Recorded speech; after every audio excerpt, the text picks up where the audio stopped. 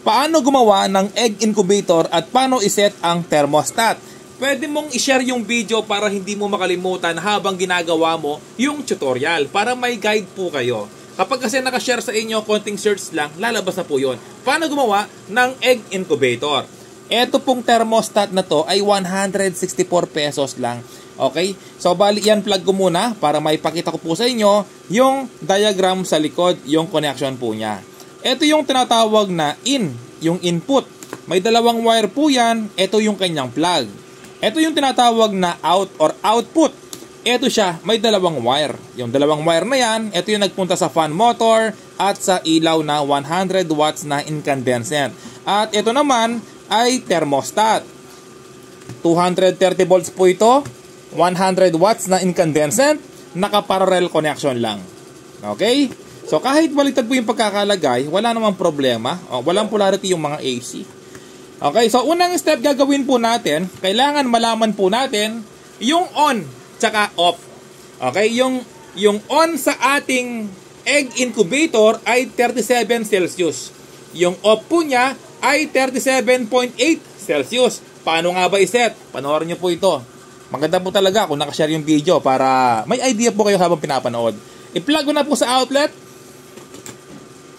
Pag-plug po natin, gagana na po yan. Okay? So, kailangan lang natin iset. Sa video, nagbiblink po siya, pero sa personal ay hindi. 31.7 po siya. Okay? So, bali, ito po yung set, ito yung up, ito yung down. Ngayon, iset po natin. Set. Meron kayong makikitang PO.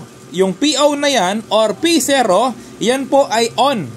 Okay, mag-on po yan. Iset natin ng on ng 37. Set. Ayan, PO, tapos set ulit. Ayan, no? So, iset po natin ng 37. Down.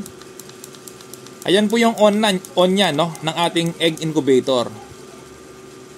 37 lang yung on niya. Tapos, subukan po natin, no? Kung paano ito gumagana. Pwede rin ilagay ito sa inyong amplifier. Kapag sobrang init, gagana yung fan motor, sa inyong inverter, sa inyong kahit saan, no? Maraming panggagamitan nito. Hindi lang sa egg incubator. Ayan po, 37. Tapos, set. Okay, so hintay lang natin. Ayan, 37 na po yung kanyang on. Ngayon, yung off naman. Yung off gagawin natin ay 37.8. So, hanapin lang natin yung P1. Set. Tapos, ilalim. Ayan, taas pala, no? Ayan, P1. Yung P1 na yan, okay, balik po natin, no? Hanapin mo rin yung P1. Set. Tapos, yung taas. Ayan po, P1, yan ang off niya. Set ulit. Ayan po. I-set natin ng 37.8. Pwede mong share yung video para hindi mo makalimutan, no? 37. Abang ginagawa mo, panoorin mo yung video natin, syempre.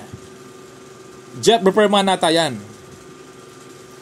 Ayan, useful po talaga yung mga vlog ni Jeff Repairman. 37.8. Ayan po, yung P1 ay off po yan ng 37.8. So, madaling salita, gagana po o iilaw po yan. Ayan po, umilaw, no? Kasi nga mababa.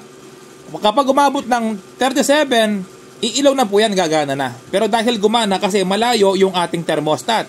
Okay? So, kapag umabot ng 37.8, mag-off po yan. Mag-on ng 37. Subukan natin, no? Okay, yung pwesto po nito, yung thermostat, tsaka ito po kasi nasa gitna. Nasa gitna ng box or yung kahon na gagawin mo. No?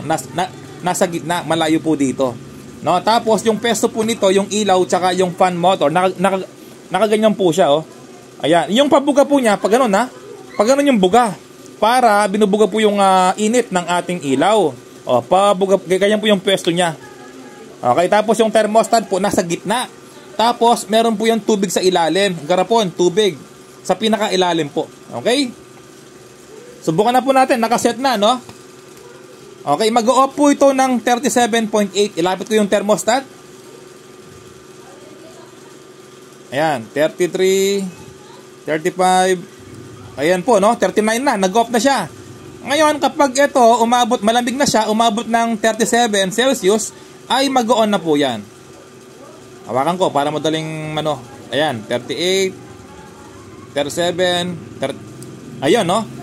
Nag-on na siya ng 37. Ngayon, subukan natin ulit. Mag-off yan ng 37.8. Ang galing mga repairman, no? Ganyan lang yung settings. Ayan po, galing.